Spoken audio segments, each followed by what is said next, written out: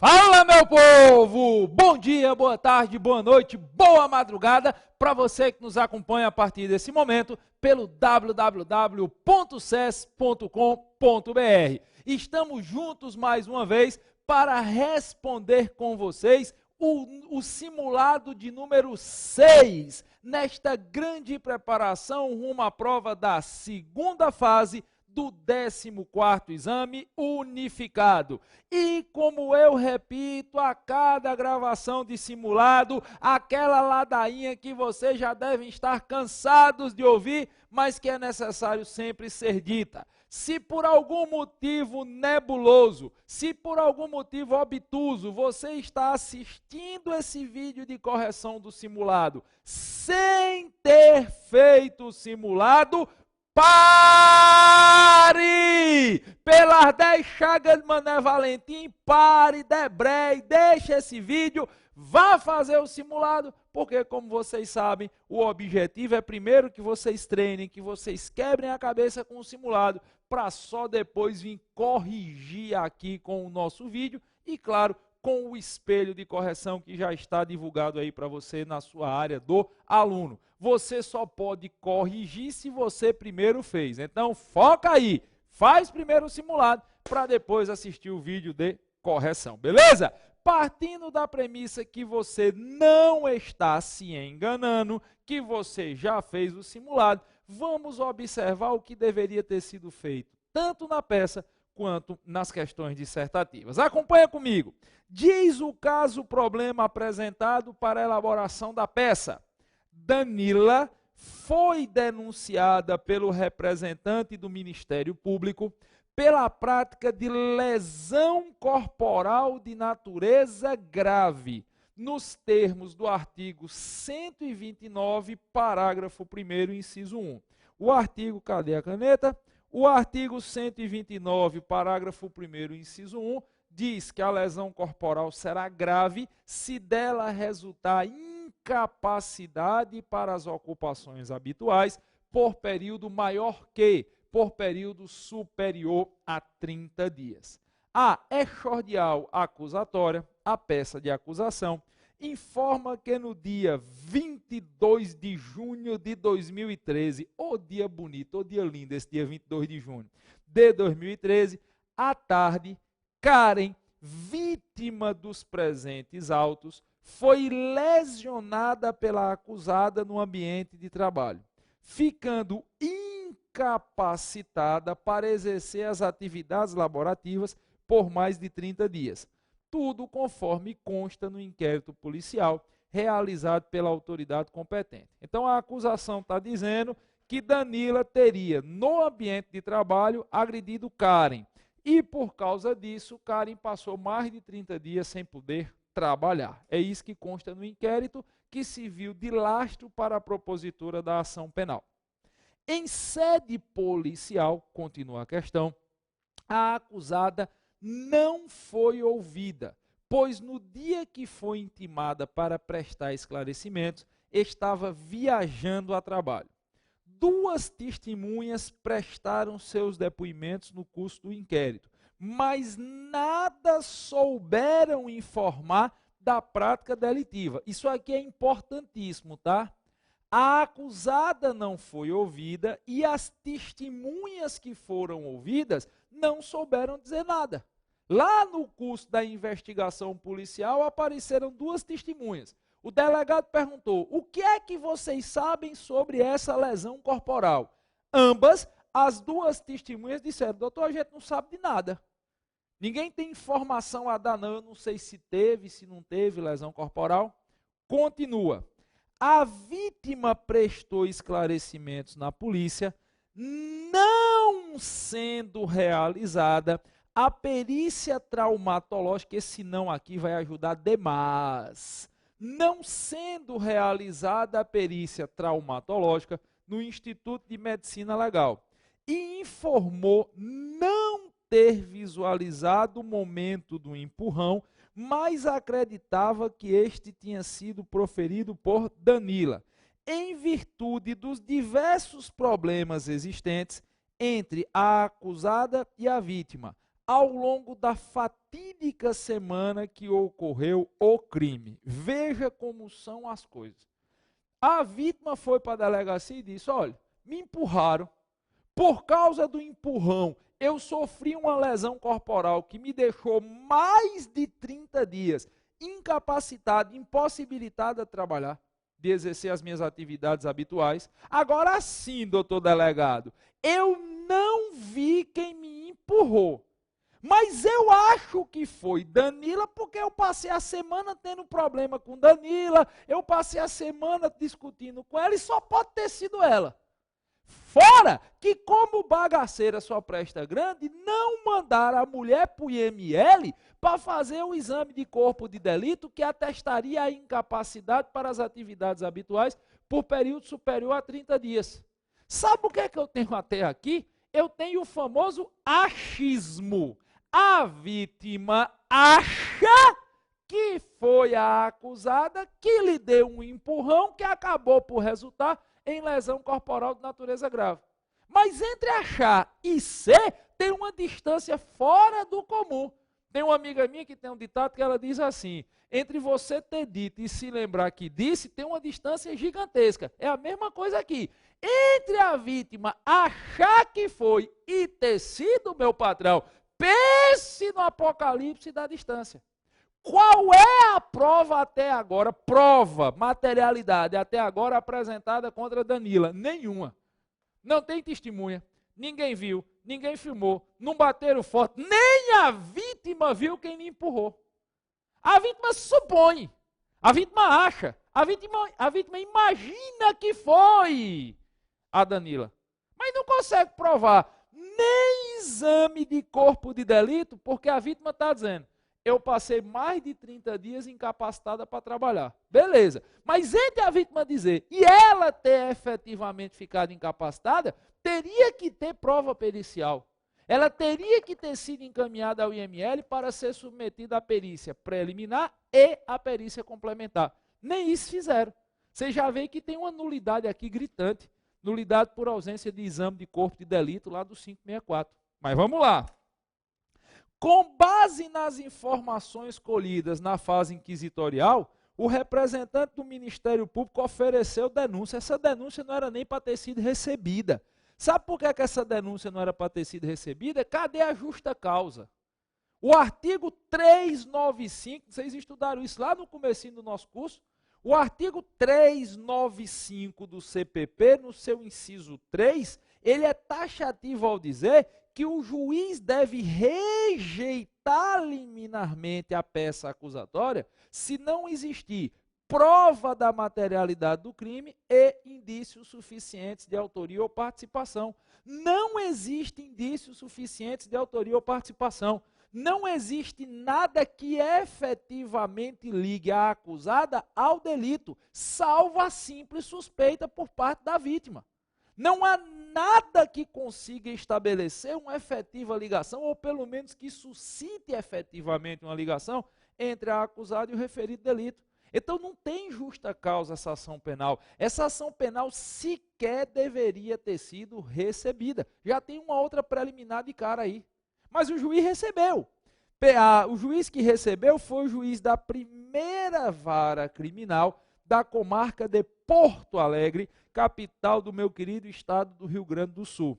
Vez que, no entendimento do magistrado, a inicial cumpriu todos os requisitos previstos no artigo 41 do Código de Processo Penal. O juiz entendeu isso. Aí, de novo, entre o juiz entender e ter sido, tem uma distância grande. É óbvio que não era para essa peça acusatória ter sido recebida.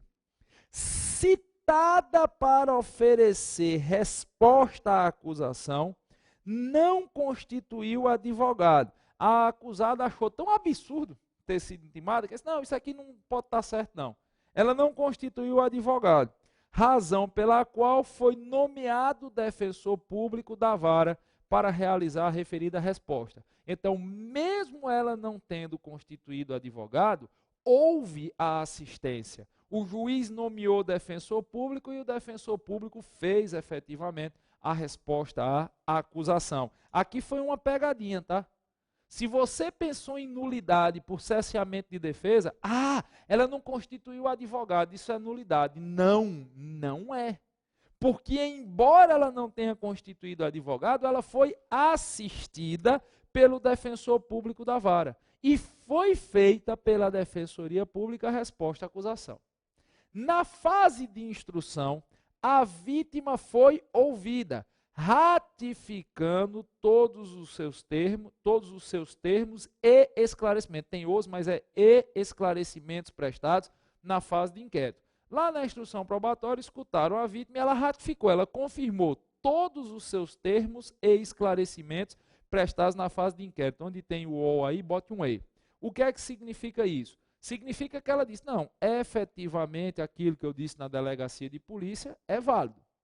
Todavia, ao ser questionada sobre os problemas ocorridos na semana do crime, não quis se manifestar. Ela disse, não, efetivamente eu falei para o delegado que fui empurrada, eu não vi quem me empurrou, eu acho que quem me empurrou foi a Danila, eu acho que ela me empurrou porque eu andei tendo problemas com ela. Aí o juiz perguntou, beleza, e quais foram os problemas? Ela disse, não, sobre esses problemas eu não quero me manifestar. Ou seja, continua sem existir nada contra a acusada.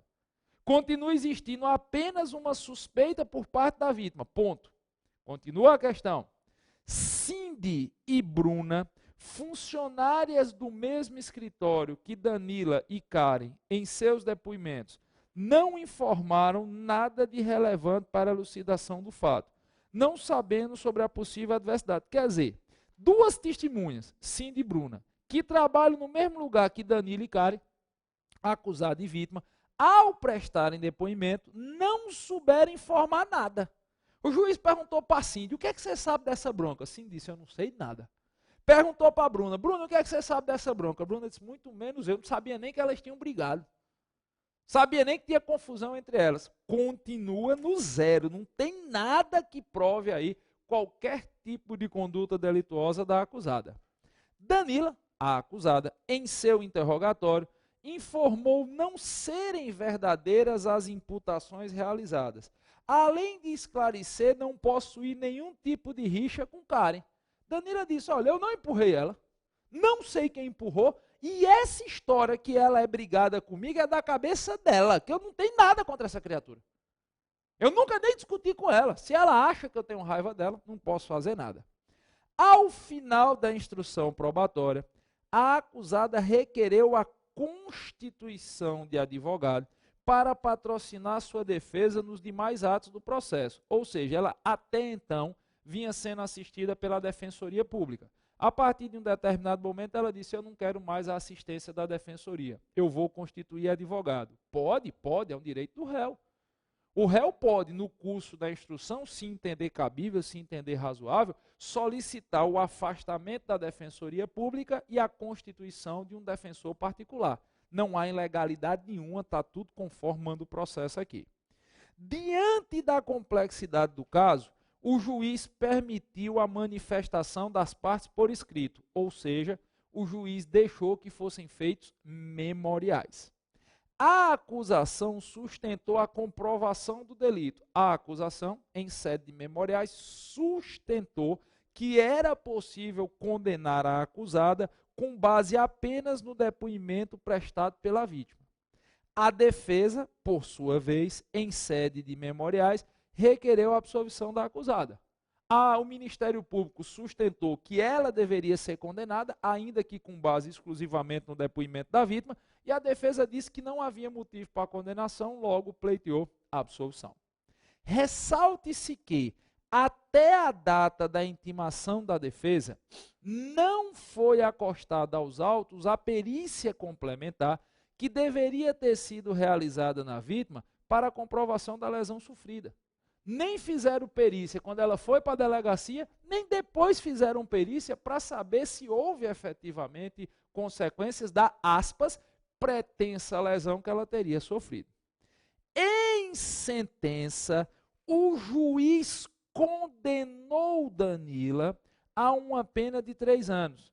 uma vez que analisar o artigo 59 do Código Penal, verificou que a acusada não possuía bons antecedentes e era reincidente, conforme pôde verificar na folha de antecedentes criminais acostada aos autos, aumentando assim o patamar inicial da pena base e agravando a pena em virtude do constante no artigo 61, inciso 1 do Código Penal.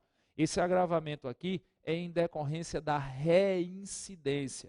Se ficar constatado no momento da sentença que o réu é reincidente, a pena dele deve ser genericamente agravada. Se você pegar o artigo 61 do Código Penal e for para o caput, está assim: são circunstâncias que sempre agravam a pena do agente quando não qualificam, constituem outro delito. O inciso 1, o agente ser reincidente. Não existindo, todavia, causas de aumento ou diminuição de pena, tornando assim a pena de reclusão de 3 anos, em definitiva, em regime inicial semiaberto, sem possibilidade de substituição da pena privativa de liberdade pela pena restritiva de direitos. Em outras palavras, o juiz entendeu por bem condenar a acusada. Mesmo sem provas, mesmo sem materialidade, mesmo sem indício de autoria, o juiz resolveu condenar a acusada. Condenou ela por lesão corporal grave. A pena de lesão corporal grave, nos termos do artigo 129, parágrafo 1º do Código Penal, é de reclusão de 1 a 5 anos.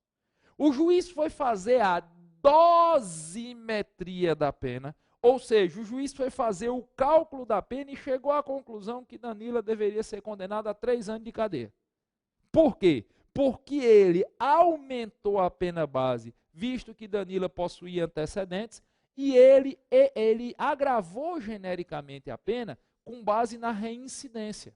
Ele puxou lá a ficha corrida de Danila, e aí não nos interessa saber quais os fatores de reincidência, quais os fatores de antecedentes criminais, porque é óbvio, o mesmo fato, ele não pode ser suscitado como antecedente e como hipótese de reincidência.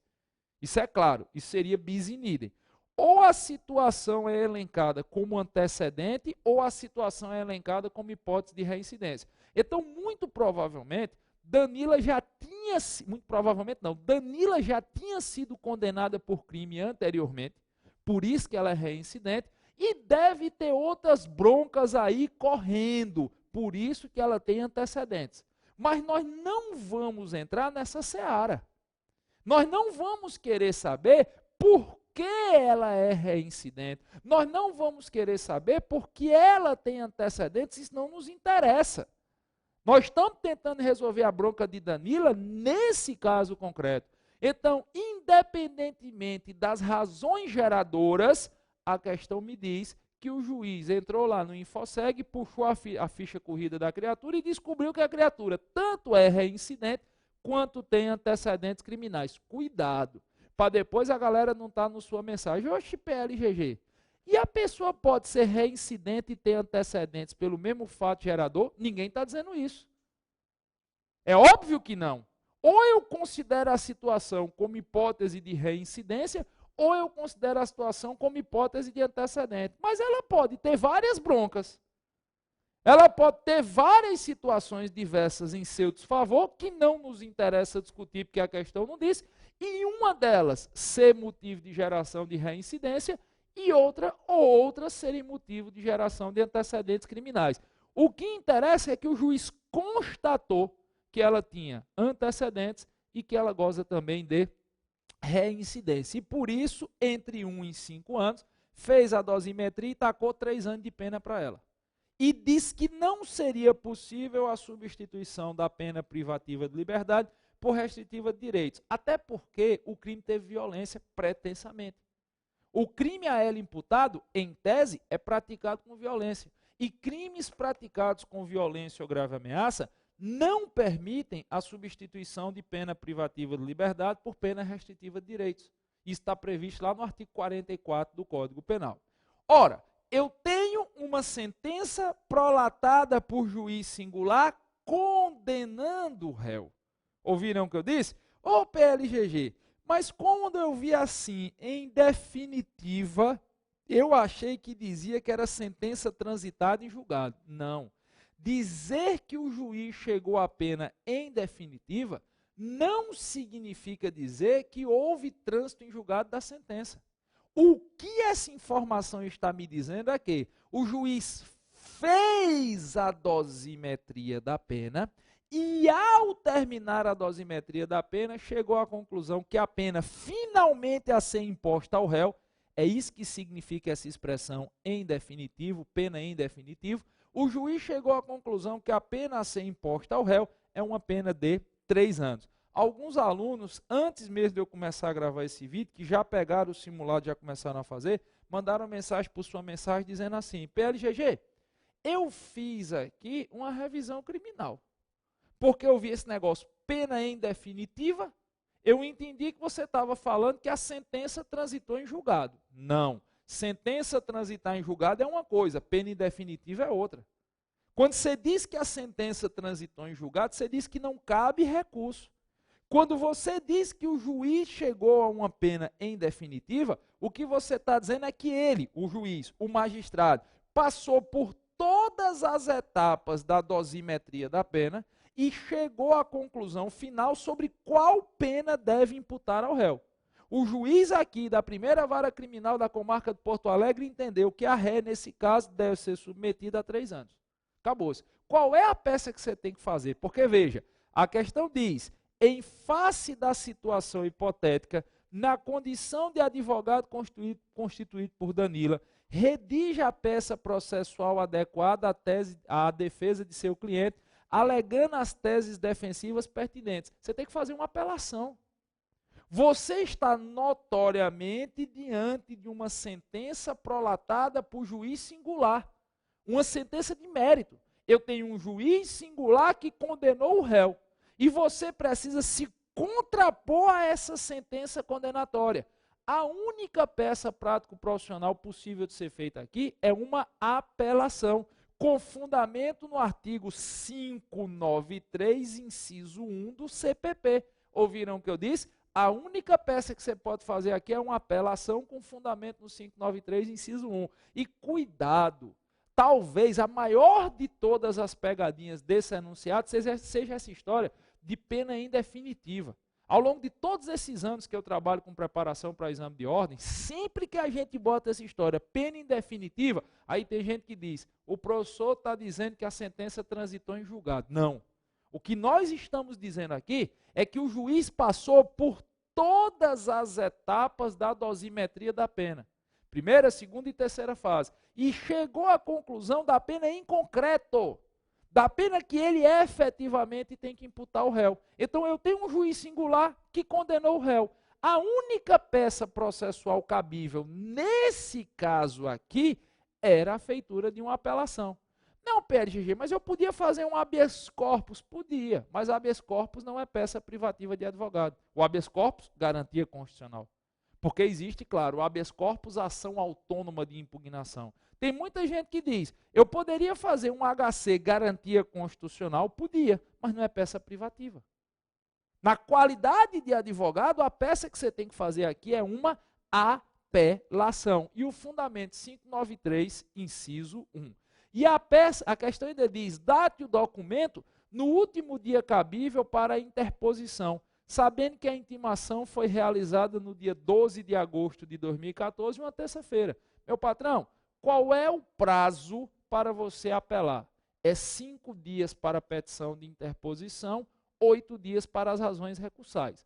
Como nós já conversamos nas aulas de apelação, e aí se você puder assista, se no momento você está fazendo esse simulado eu ainda não gravei as aulas de apelação, tenha uma paciênciazinha que quando você chegar nessas aulas, você vai ver que eu deixo bem claro. Embora o prazo de apelação seja de 5 mais 8, fora aquela hipótese do GECRIM, que eu falo ao longo das aulas, porque a apelação no juizado especial criminal tem prazo de 10 dias. Mas aí é uma particularidade. Nós estamos tratando da apelação prevista no artigo 593, inciso 1 do CPP. A apelação do 593, inciso 1 do Código de Processo Penal tem prazo de 5 dias para a petição de interposição e de 8 dias para as razões recursais. Mas seguindo o bizu que eu explico por A mais B lá na aula, você desconsidera na sua prova de segunda fase esses 8 dias. Como você vai fazer a petição de interposição e as razões recursais tudo no mesmo momento, você considera apenas o prazo da petição de interposição. É tanto que o enunciado diz: date o documento no último dia cabível para interposição. Então você tem 5 dias para fazer essa apelação. Se a defesa foi intimada no dia 12 de agosto, que é uma terça-feira, o prazo começa a correr na quarta.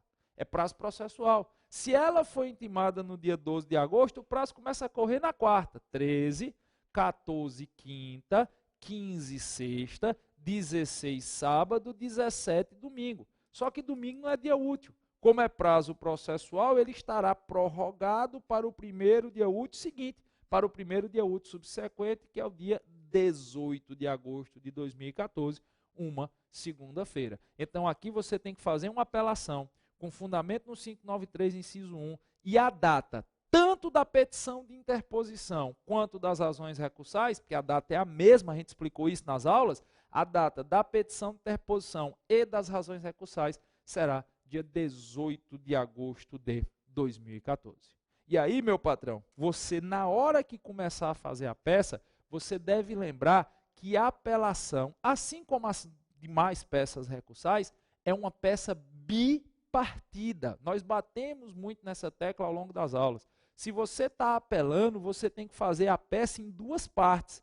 A primeira, a sua folha de rosto, aquela primeira folha de resposta que você tem, deve constar a petição de interposição.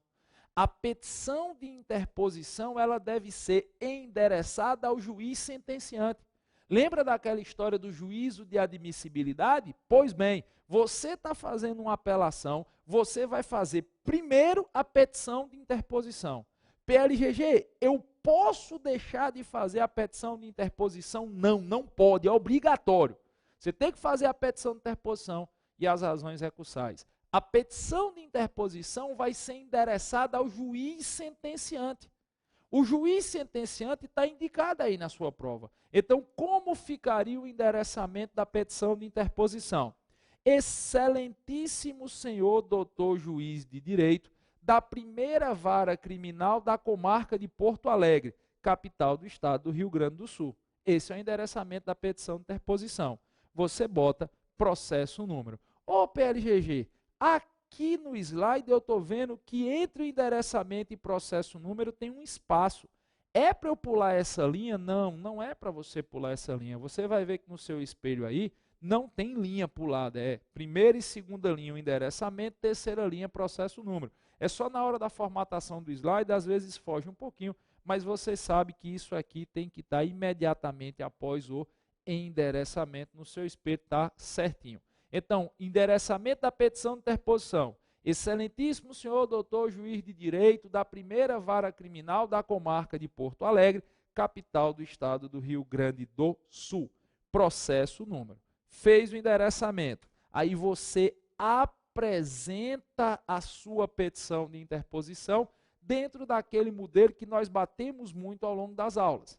Danila, já qualificada nos autos do processo que lhe move o Ministério Público às folhas, por seu advogado formalmente constituído que a esta subscreve, vem respeitosamente à presença de Vossa Excelência, inconformado com a respeitável sentença condenatória. Olha aquilo que a gente fala ao longo das aulas.